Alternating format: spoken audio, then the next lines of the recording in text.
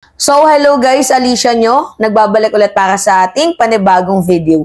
So, mga minamahal, talagang suntok na lamang po sa buwan ang makauwi pa ng bansang Pilipinas itong si former President Duterte. Lalo pat naglabas ang International Criminal Court, mga minamahal, ng kanilang panibagong statement na kung saan dito mukhang lugmok na at wala na ngang pag-asa sa tingin ko lang na makabalik pa si Digong sa Pilipinas. Biruin nyo ba naman?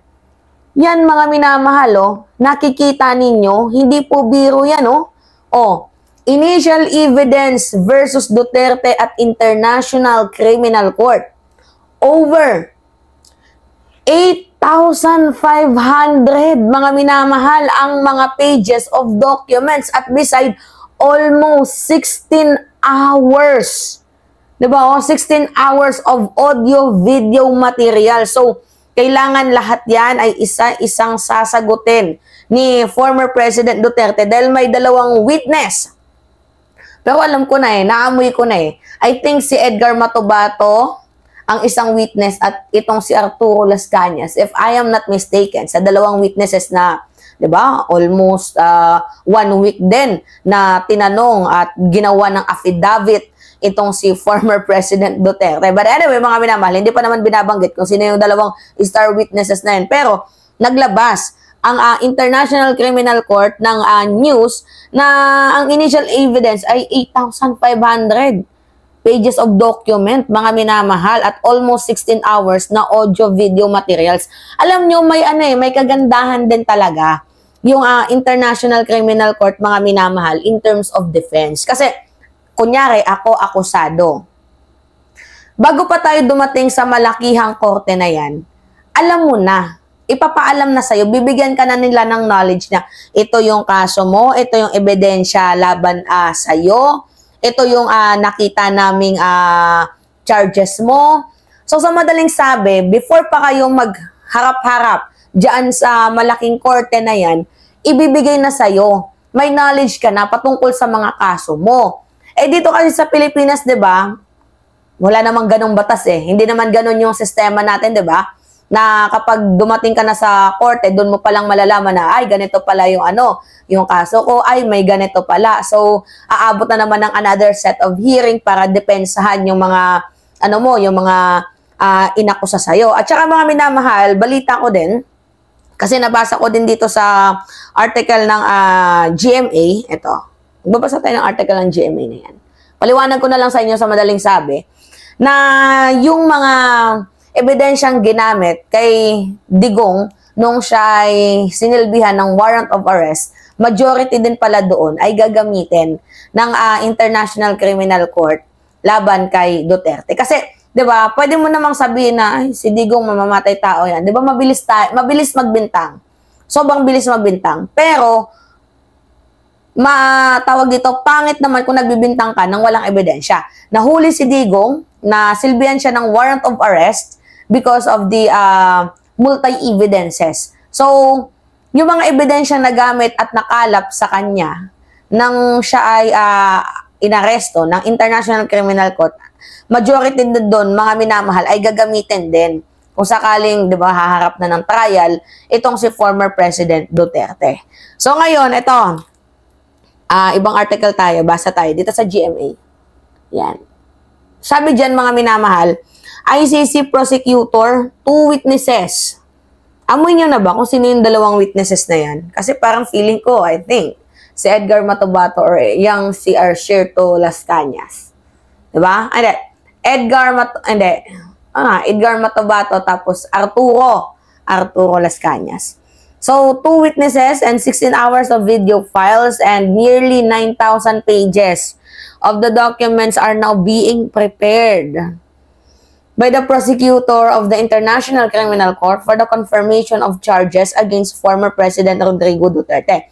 By the way, mga minamahal, yung mangyayari pala sa September 23 is confirmation of charges. Hindi pa siya hatulan kung guilty or not.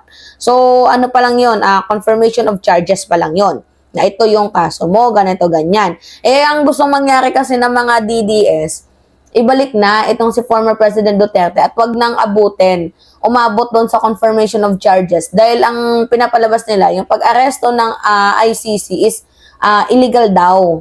Illegal daw, sa madaling sabi, mga minamahal. So, dahil doon, gusto nilang ipawalang bisa na. Kaya, parang gusto nilang mangyari, no, hindi pwede yan. I-disclose nyo na tong kaso na to, parang ganon. So, sabi dito, this was disclosed in the ICC prosecutor Karim Khan redacted answer to the pre-trial chamber's order seeking information on the matter related to the conduct of confirmation of proceedings. So, sabi pa dito mga minamahal, according to the document, Khan said the prosecution has collected significant volume documentary materials required legal review prior to disclosure. Uy, tama nga naman. Diba? Which include 129,358 item. Naku, ang dami. Composed of 160,679 pages in its database. Kaya nga sabi ko sa inyo, yung ICC ngayon, ano na sila? High-tech na. Not unlike dito sa Pilipinas. Diba? Sa atin, soft copy lang yung meron. Sa kanila, database na. Diba? Papel pa lang dito, sa kanila database na. Ang sabi dito, and another 48,235 items composed of 100,864 pages currently in process of being registered in the database. Naku, ang dami. Ang daming ang daming haharapin talaga ni Digo. So, while in the prosecution is still in the process of determining the overall quantity of written and non-written evidence that intends to rely upon the confirmation hearing, Khan said at the minimum, which will include the majority of the evidences cited in the application of warrant against Duterte. Ito na yung sinasabi ko sa inyo. Na yung, di ba, nasilbihan nga ng warrant of arrest itong si Duterte, madali lang nga kasi mag-judge na, oy, pinatay ni Digong si ganito, ganyan. Sobrang dali maghusga. Pero ngayon, dahil nga merong reasonable ground naman ng International Criminal Court because of the multi-evidences, tons of evidences against former President Duterte. So, na-comply nila lahat ng yun so that nagkaroon sila ng, judgment na pinirmahan pa nga ng 3 judges, diba, na itong si Rodrigo Duterte ay may pagkakasala. Kaya siya naharap sa International Criminal Court at nahainan ng warrant of arrest. So, yung ginamit na ebidensya, nung siya ay hinahainan ng warrant of arrest, ay gagamitin din mostly, diba, ng mga yun, gagamitin din sa kanya kapag humarap na sila sa confirmation of charges sa September 23, 2025. Grabe, ang tagal din nun, no? Kasi, grabing preparation din yan. Kasi yung nangyaring ICC kay former President Duterte, nung interview, saglit lang, 30 minutes lang. Bakit namabot ng 30 minutes? Kasi pagpapakilala pa lang yun. Pinagsalita nga din doon si Medjaldea, diba? So, nagsumbong pa si Medjaldea, dami pang hanash. Pero ang sabi ng prosecutor, sige, lahat ng yan, sabihin mo sa September, diba, kapag i-confirm na yung confirmation of charges ni former President Duterte. So, sabi pa dito, Khan said the pieces of evidence that were used for the application of warrant against Duterte comprised 421 pieces of written evidences with 8,565 pages, 9 photographs, 30 audio video files that are in total at least 15.55 hours long. Grabe ang haba. Diba? The documentary evidence relied upon by the prosecution predominantly in the original language of either English, Tagalog, or Cebuano. So, talagang ang fair naman ng diba? Wala silang dapat dito, ikabahala sa ICC dahil sobrang fair naman.